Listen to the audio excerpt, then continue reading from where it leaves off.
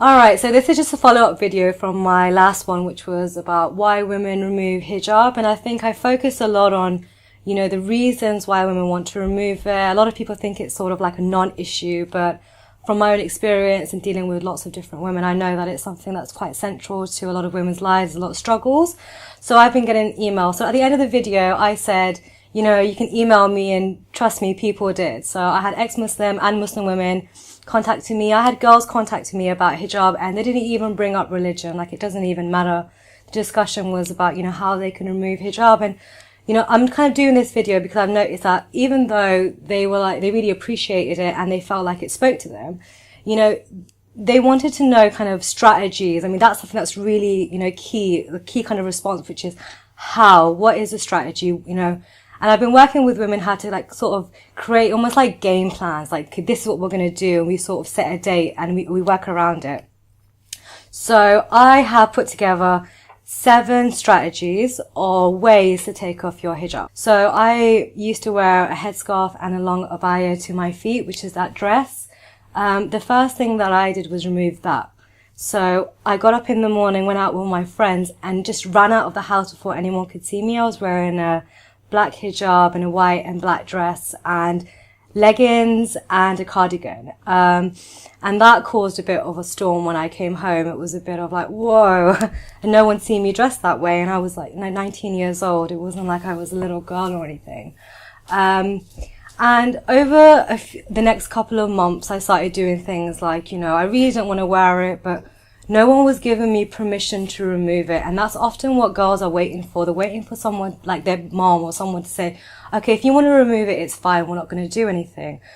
But a lot of the times you're not going to get permission, because if you were going to get permission, it wouldn't be so stressful to take it off anyway. So, I basically started going out without my hijab around my friends, and still wearing it around my parents. And then I just sort of one day kind of plucked up the nerve to take it off in front of my parents. But I had gone through so many different stages, some of which I'm going to obviously mention in my sort of 7-part strategy. But the first time that I ever removed it, I left my house knowing that I was going to take it off. I had made up my mind about it, and I essentially just left my house and walked around the corner until I was on a sort of bend, and I wasn't even far away from the house. But I just remember just pulling the pin out of my hijab and taking it off. And I think for a lot of girls, it's that first initial, that just taking it off for the first time it's a bit similar to jumping into really cold water or getting onto a ride. It's just that initial adrenaline rush of just doing it for the first time. The first strategy I would say is find allies. Whether that's in your family, with your friends, at school, find people that you can speak to who will understand what you're going through. So don't necessarily bottle it up. I always recommend finding people online, but finding people within your own family, whether it's a sister or an auntie or somebody who you can speak to, is really, really valuable. I'm sure within your own community there will be people who have taken it off. So, maybe try to appeal to those people. I mean, those people, especially if they're family members, can be quite useful for later on in terms of intervention. A lot of the times parents are really worried about you removing your hijab because of what other people will say.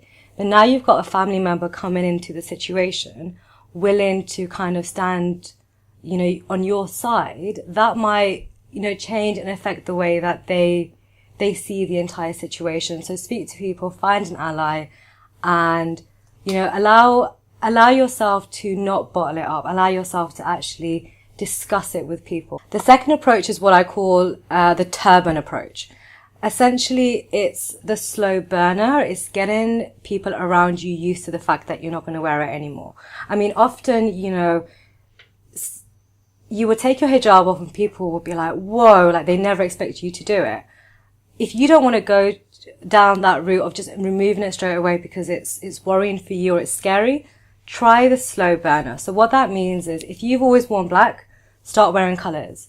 If you've always worn colours, start maybe showing a bit of your neck or make it a bit looser, or start, protruding earrings from the corner or something. And then, wear like a little turban so only your hair is showing. And then that way everyone's kind of got used to the fact that you're going through different changes. The third approach I would say is not everybody believes that hijab is compulsory. So if you want to actually argue it out with your family, even if you're an ex-Muslim, you're an atheist, but if you want to actually argue it out with your parents, one of the best things you can do is find feminist or liberal Muslim interpretations about hijab that don't believe it's even necessary. So for some people, the hijab in the Quran, when it refers to it, is either like more of a metaphorical hijab rather than a physical one, or they may have believed that those verses were only for the Prophet's wives.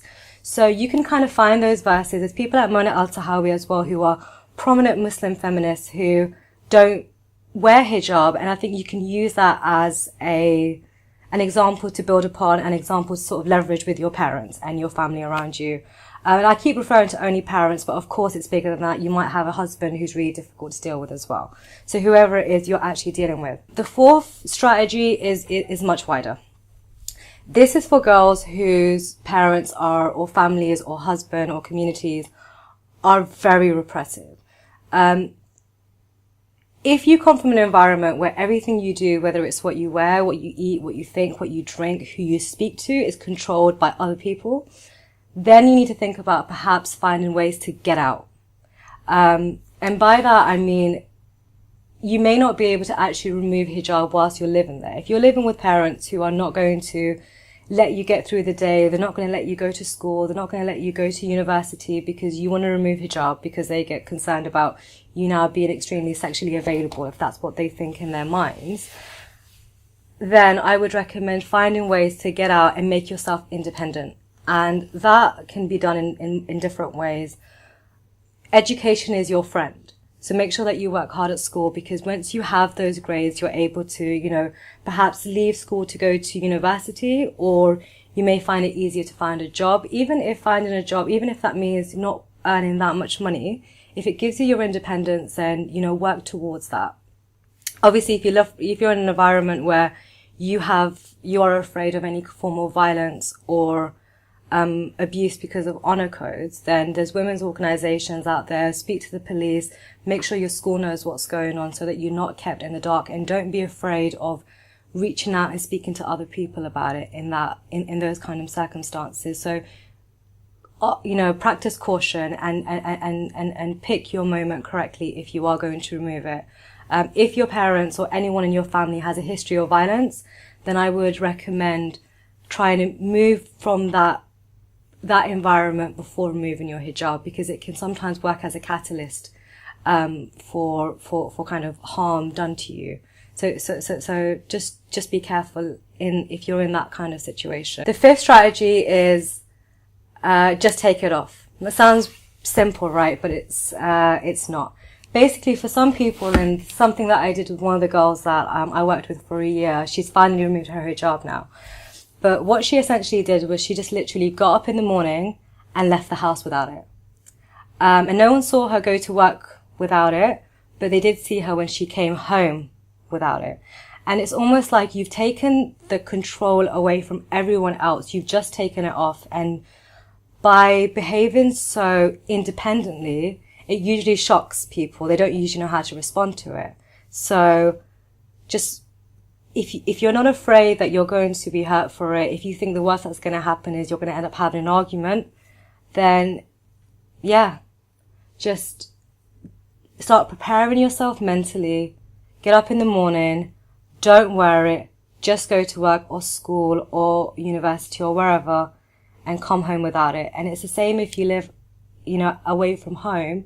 When you do visit home, just don't be wearing it. And then deal with the consequences, then deal with the discussions and the arguments and everything that comes with it, because, you've already taken it off.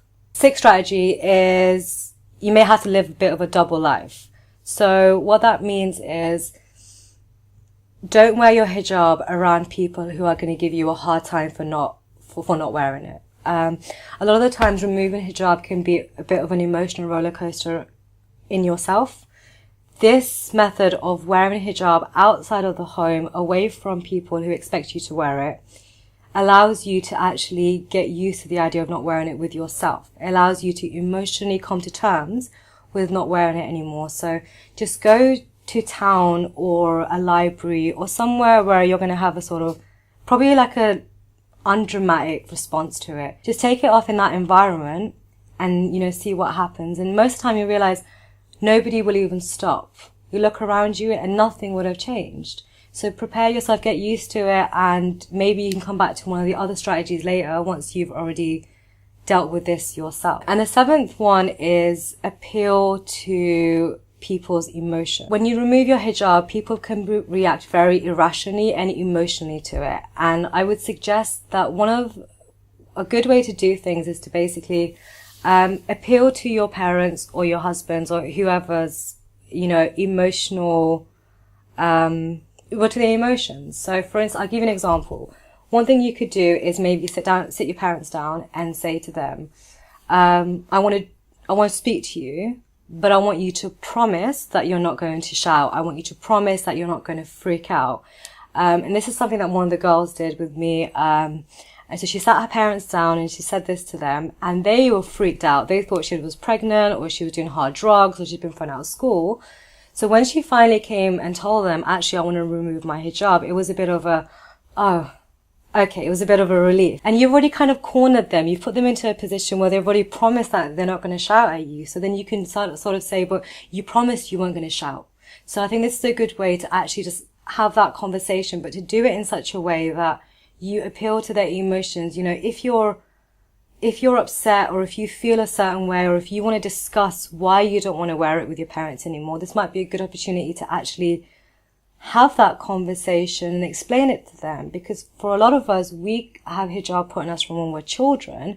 We think that, you know, our parents are never going to listen to us. But maybe having that conversation with them, you know, you never know how they might respond. So put them into that position, throw it out there and see how they respond. So those are my seven strategies or ways to remove hijab. Obviously, every community, culture, country deals with this differently, but these are the sort of 7 tested ways that I've seen other women remove the hijab. Some of them are some of the reasons that I've used. Often you might have to use 1, 2 or 3 together.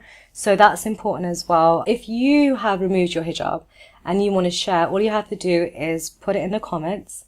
Because I think it's important now that we start sharing the knowledge, because people outside, who have never worn hijab before don't, you know, they might just say, oh, why don't you just take it off? What's the big deal? But we know that it's much more complicated than that. Thanks for tuning in. And if you have any feedback, just give it to me anytime. Thanks. Actually looks really good with the badge at the back. Yeah. Yeah. All right, let's go. All right.